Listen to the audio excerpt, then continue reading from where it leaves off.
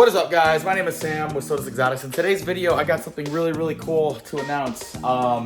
Next weekend, so I'm recording this on Saturday, August 10th, I think. Next weekend, I will actually be at the Daytona Reptile show. Now, from those who may not know, from what I've heard, Daytona is one of the best reptile shows in the country.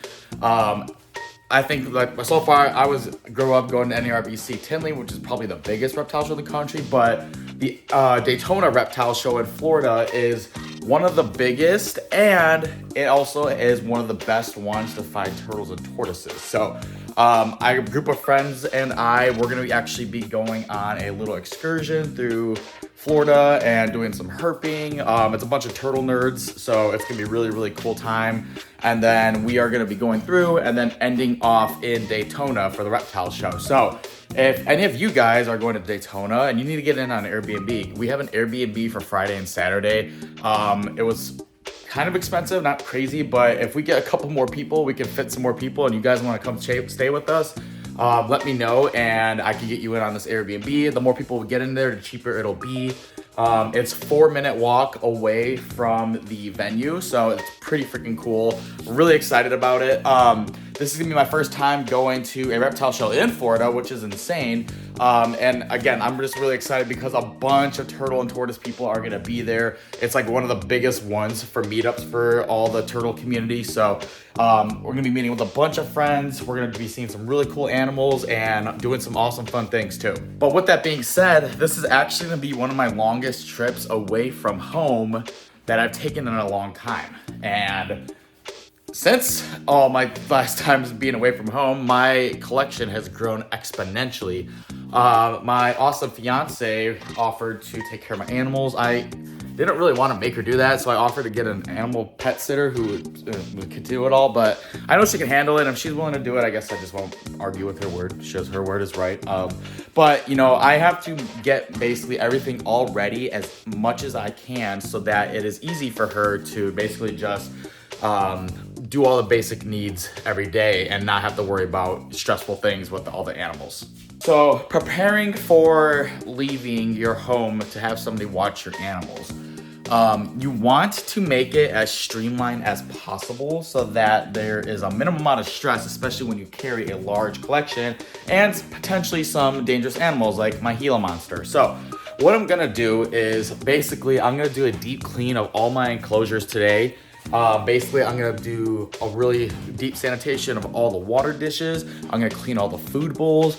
Might do a couple substrate changes. And basically, I'm going to prepare as much as I can by feeding ahead of time and preparing food for my fiance to give to my animals. So what this looks like is essentially you're gonna do all your basic maintenance, you know, clean all the cages out, get rid of any poop, change out some old substrate, get everything as easy and clean as possible. Really just wanna do a really deep clean. And then what I'm gonna do is have set areas of water with ReptiSafe in it, so it's easy for her to just fill the water bowls. I'm gonna have food portioned out for each day.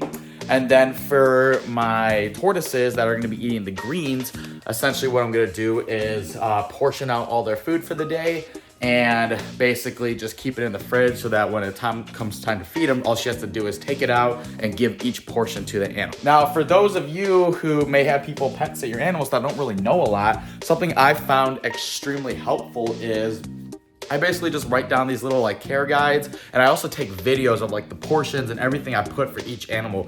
It's really easy actually to, you know, have someone just, you know, do general maintenance for animals while you're gone. Obviously, I don't make anyone do all the in-depth stuff, like, you know, doing all this deep sanitation, cleaning, all that crap. I try to get that out of the way, and isopods and bioactive really helps along with that too.